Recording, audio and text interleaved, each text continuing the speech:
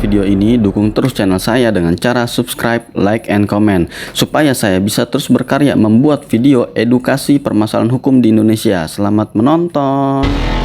Assalamualaikum warahmatullahi wabarakatuh. Salam sejahtera untuk kita semua. Baik teman-teman, ketemu lagi dengan saya Abdul Razak yang akan membahas permasalahan hukum di Indonesia. Baik teman-teman, di dalam video ini saya akan membahas permasalahan tata cara mengajukan penyelesaian perselisihan hubungan industrial. Jadi misalkan nih ada teman-teman atau saudaranya teman-teman yang di PHK sepihak sama perusahaan atau pihak perusahaan. Nah, jadi di sini saya mau menjelaskan tata cara penyelesaian perselisihan hubungan industrial.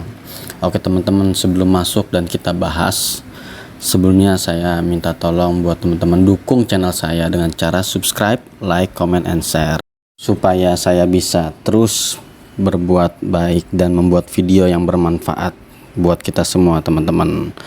Oke, baik teman-teman, sekarang kita akan membahas yang tadi saya bilang itu tentang penyelesaian perselisihan hubungan industrial.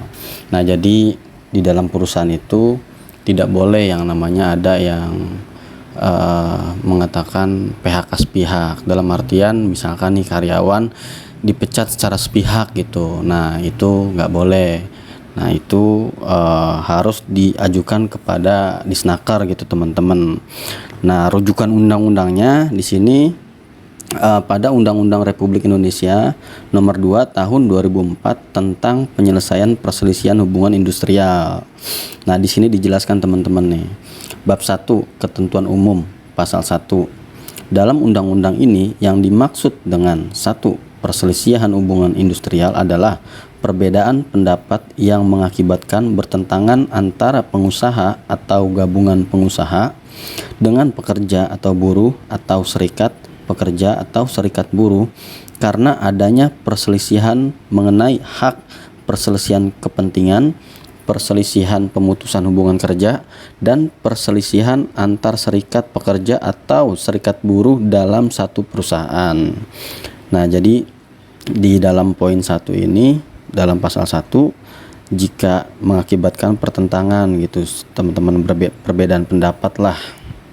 Nah, untuk poin nomor 2, perselisihan hak adalah perselisihan yang timbul karena tidak dipenuhinya hak akibat adanya perbedaan pelaksanaan atau penafsiran terhadap ketentuan peraturan perundang-undangan, perjanjian kerja, peraturan perusahaan atau perjanjian kerja bersama.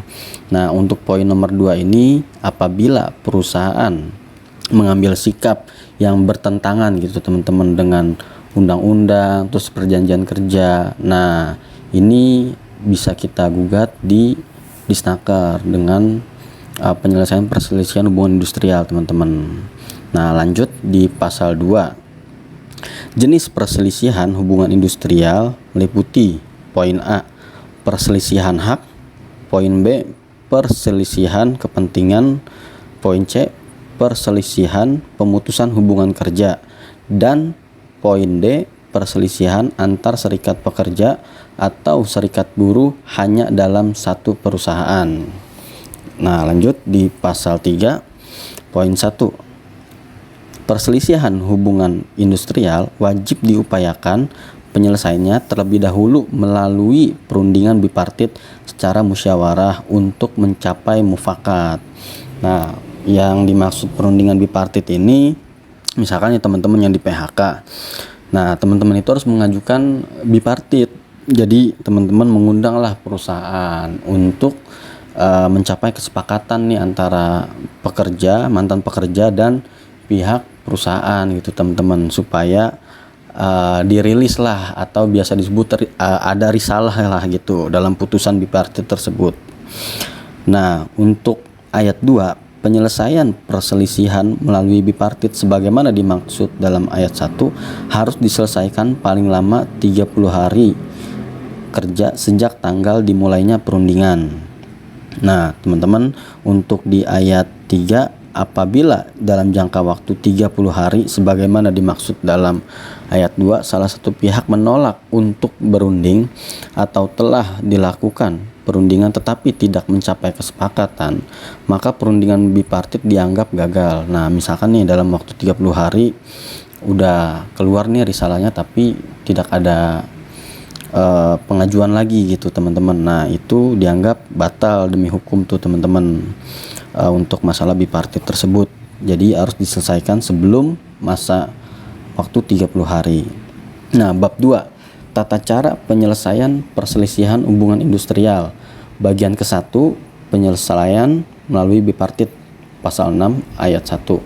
Setiap perundingan sebagaimana dimaksud dalam pasal 3 harus dibuat risalah yang ditandatangani oleh para pihak. Nah, jadi risalah ini ibaratnya seperti putusan kesepakatan antara mantan pekerja dan pihak perusahaan teman-teman yang dibuatnya itu secara bersama-sama keputusannya. Nah, itu disebutnya risalah teman-teman ya. Nah, untuk di ayat 2, risalah perundingan sebagaimana dimaksud dalam ayat 1 sekurang-kurangnya memuat poin A, nama lengkap dan alamat para pihak, poin B, tanggal dan tempat perundingan, poin C, pokok masalah atau alasan perselisihan, poin D, pendapat para pihak, poin E, kesimpulan atau hasil perundingan, dan poin F, tanggal serta tanda tangan para pihak yang melakukan perundingan. Nah, untuk pasal 7 ayat 1, dalam hal musyawarah sebagaimana dimaksud dalam pasal 3 dapat mencapai kesepakatan penyelesaian, maka dibuat perjanjian bersama yang ditandatangani oleh para pihak. Ayat 2, perjanjian bersama sebagaimana dimaksud dalam ayat 1 mengikut dan menjadi hukum serta wajib dilaksanakan oleh para pihak. Poin ayat 3, perjanjian bersama sebagaimana dimaksud dalam ayat 1 wajib didaftarkan oleh para pihak yang melakukan perjanjian pada pengadilan hubungan industrial, pada pengadilan negeri di wilayah para pihak mengadakan perjanjian bersama. Jadi maksudnya di ayat 3 ini teman-teman, jadi kalau misalkan teman-teman mengadakan bipartitnya itu di daerah Jakarta Pusat, ya teman-teman itu mengajukan pengadilan negerinya itu ya pengadilan negeri Jakarta Pusat gitu teman-teman. Jadi sesuai wilayah para pihak yang mengadakan perjanjian bersama gitu. Nah, untuk ayat 4, perjanjian bersama yang telah didaftarkan sebagaimana dimaksud dalam ayat 3 diberikan akta bukti pendaftaran perjanjian bersama dan merupakan bagian yang tidak terpisahkan dari perjanjian bersama. Ayat 5, apabila perjanjian bersama sebagaimana dimaksud dalam ayat 3 dan ayat 4 tidak dilaksanakan oleh salah satu pihak, maka pihak yang dirugikan dapat mengajukan permohonan eksekusi kepada pengadilan hubungan industrial pada pengadilan negeri di wilayah perjanjian bersama didaftar untuk mendapat penetapan eksekusi.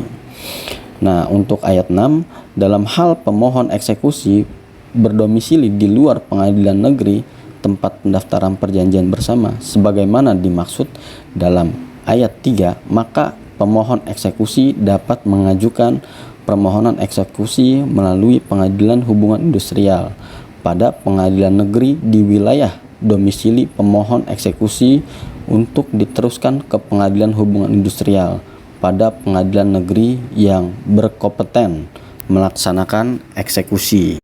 Jadi buat teman-teman yang merasa dirinya di PHK sepihak oleh pihak perusahaan, nah teman-teman itu wajib mengajukan yang namanya perselisihan hubungan industrial teman-teman melalui pertama undangan bipartit gitu teman-teman. Nah, habis itu supaya mendapat kesimpulan dari hasil bipartit tersebut gitu teman-teman untuk diajukan lebih ke atas lagi gitu teman-teman. Nah, makanya teman-teman ketika punya permasalahan tentang PHK atau saudaranya atau kerabatnya atau sanak familinya yang di PHK sepihak oleh pihak perusahaan, itu wajib gitu mengajukan gitu, karena di situ ada hak karyawan juga gitu, setiap bulannya dipotong kan. Nah itu ada haknya juga teman-teman. Oke, mungkin itu saja yang bisa saya sampaikan. Kalau misalkan teman-teman ragu gitu dalam artian aduh nggak bisa gitu untuk mengajukan, nah kami membuka bantuan. Kalau sekiranya teman-teman membutuhkan bantuan kepada kami siap membantu yang di PHK secara sepihak. Oke, mungkin itu saja yang bisa saya sampaikan, kurang lebihnya mohon maaf. Assalamualaikum warahmatullahi wabarakatuh. Salam sejahtera.